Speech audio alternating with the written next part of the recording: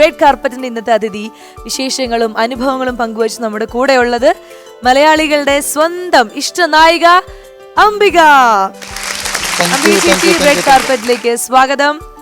And ചേച്ചിയുടെ ഒരു കാലഘട്ടം എടുത്തു നോക്കുകയാണെങ്കിൽ ആ സമയത്ത് പെൺകുട്ടികൾ വരെ റോൾ മോഡലാക്കിയിരുന്നത് അംബിക ചേച്ചിയാണ്. ഫാഷൻ എന്ന് പറഞ്ഞു കഴിഞ്ഞാൽ നമുക്ക് fashion is equal to Ambika. ആ സമയത്ത് അംബികയുടെ ബ്ലൗസ്, അംബികയുടെ ഹെയർ സ്റ്റൈൽ, അംബിക നടക്കുന്നു, അംബിക അങ്ങനെ ചുരിദാർ ഇടുന്നു, എവിടെ നോക്കിയാലും അംബിക തരംഗമായിരുന്നു. ഈ ഫാഷൻ ആൻഡ് മേക്കപ്പിനോടുള്ള ഇഷ്ടം എനിക്ക് ചെറിയ വയസ്സ് മുതലേ ഉണ്ടായിരുന്നു. ഞാൻ പറഞ്ഞില്ലേ, അത് ഞാൻ സ്കൂളിൽ പോകുമ്പോൾ പോലും എന്താ പറയുന്നത്, ഭംഗിയും ഡ്രസ്സിങ്ങും വളരെ ഇതായിട്ടുള്ള ഇതാണ്. പിന്നെ ഈ പറഞ്ഞ പോലെ ഡ്രസ്സിങ് എന്ന് പറഞ്ഞു കഴിയുമ്പോൾ ഭയങ്കര പേസ്റ്റൽ, ഭയങ്കര സോബർ കളേഴ്സ് അങ്ങനെയല്ല.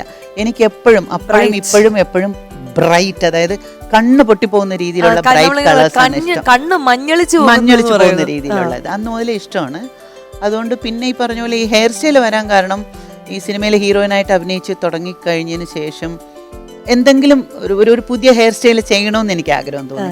അങ്ങനെ പലതും ഇങ്ങനെ ചെയ്ത് വന്ന് ഇങ്ങനെ ചെയ്തപ്പോൾ അതിങ്ങനെ വെച്ച് കണ്ണാടി ഇടുമ്പോൾ നോക്കിയപ്പോൾ നമ്മൾ പറയില്ലേ, ആദ്യമായിട്ട് ഞാൻ സുന്ദരിയാണെന്നൊക്കെ തോന്നിയെന്നൊരു ഫീലിംഗ് വന്നു.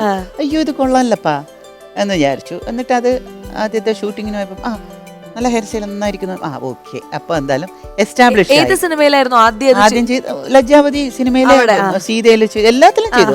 എന്റെ സ്വന്തം മുടി തന്നെ ഇങ്ങനെ വളച്ചിങ്ങനെ വെച്ചിരിക്കുന്നത്. പിന്നെ അത് കഴിഞ്ഞതിന് ശേഷം പ്രേമഗീതങ്ങളൊക്കെ വരുന്ന സമയത്താണ് ഇവിടെ ഇങ്ങനെ ഫ്രില്ല് വെച്ചിട്ടുള്ള ബ്ലൗസും പഫ് ബ്ലൗസും ഈ ക്ലോസ് നെക്കൊക്കെ കൊണ്ടുവന്നു പ്രേമഗീതങ്ങള്. പിന്നെ ആയപ്പോ എന്ത് പറ്റിയെന്ന് വെച്ചാൽ ഈ സ്റ്റൈലിന് തന്നെ അംബിക ഹെയർ സ്റ്റൈൽ എന്ന പേരും വന്നു, വിഗിന് അംബിക വിഗ് എന്ന പേരും വന്നു. ഏത് ഫിലിം എടുത്തു കഴിഞ്ഞാലും ഞാൻ ഹെയർ സ്റ്റൈൽ ചെയ്ത് കഴിഞ്ഞാൽ ഒരു ഫ്ലവർ ഉണ്ടാവും. ഇവിടെ ഉണ്ടാവും, ലെഫ്റ്റോ റൈറ്റോ എവിടെയെങ്കിലും ഒരു ഫ്ലവർ ഉണ്ടാവും.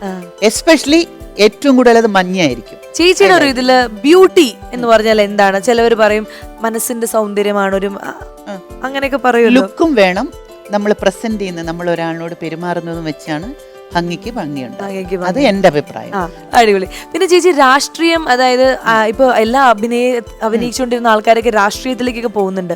അത് എന്താണ് ചേച്ചിയുടെ അഭിപ്രായം? സിനിമയിൽ നിന്നും രാഷ്ട്രീയത്തിലേക്ക് വരുന്നത് ഒരു തെറ്റായിട്ടൊന്നും ഞാൻ പറയില്ല. വരുന്നെങ്കിൽ വരട്ടെ, അവർക്ക് എന്തെങ്കിലും ചെയ്യണമെന്ന് ആഗ്രഹം ഉണ്ടെങ്കിൽ ചെയ്യാനൊരു ചാൻസ് കൊടുത്ത് നോക്കൂ. സക്സസ് ആയില്ലെങ്കിൽ പിന്നെ തീരുമാനിച്ചാൽ പോരെ. അതെ, അപ്പൊ നമുക്ക് അങ്ങനെ ആഗ്രഹം ഉണ്ടോ? എനിക്ക് തോന്നി അടുത്ത ചോദ്യം അത് തന്നെ ആയിരിക്കും എന്ന്. എനിക്ക് രാഷ്ട്രീയം ഇഷ്ടമാണ്. ഡയറക്ടർ ബാലേന്ദ്ര മേനോൻ ചേട്ടന്റെ പടത്തിനെ പോലെ ഇഷ്ടമാണ്. പക്ഷേ അവിടെ ഒരു പക്ഷേ കിടക്കുന്നുണ്ട്. നോക്കാം. രാഷ്ട്രീയമാണ് എഴുതിയിരിക്കുന്നതെങ്കിൽ പറഞ്ഞില്ലേ, മറ്റേ ഭൂമി ഉരുണ്ടാണെന്ന് പറഞ്ഞ പോലെ ചിലപ്പോ കറങ്ങി തിരിഞ്ഞ് അവിടെ വന്ന് നിൽക്കുമായിരിക്കും. അതെ, അപ്പൊ എന്തായാലും നമുക്കൊരു ശുഭ പ്രതീക്ഷയിൽ കാത്തിരിക്കാം ആ വരവിന്. അല്ലെങ്കിൽ നമുക്ക് സിനിമയൊക്കെ ആയിട്ട് ഇങ്ങനെ പച്ചക്യൂട്ടക്സ് ഒക്കെ ഇട്ട്. പിന്നെ അല്ലാതെ എന്താന്ന് പറഞ്ഞാല് ഞാൻ ഏറ്റവും ഇഷ്ടപ്പെടുന്ന ഒരു പ്രൊഫഷനാണ് എന്റെ സിനിമ. അപ്പൊ ഈ പറഞ്ഞ പോലെ ഇത് ഇങ്ങനെ അങ്ങോട്ട് പോട്ടെ. അതെ, ഇങ്ങനെ അങ്ങോട്ട് പോട്ടെ. അതെ.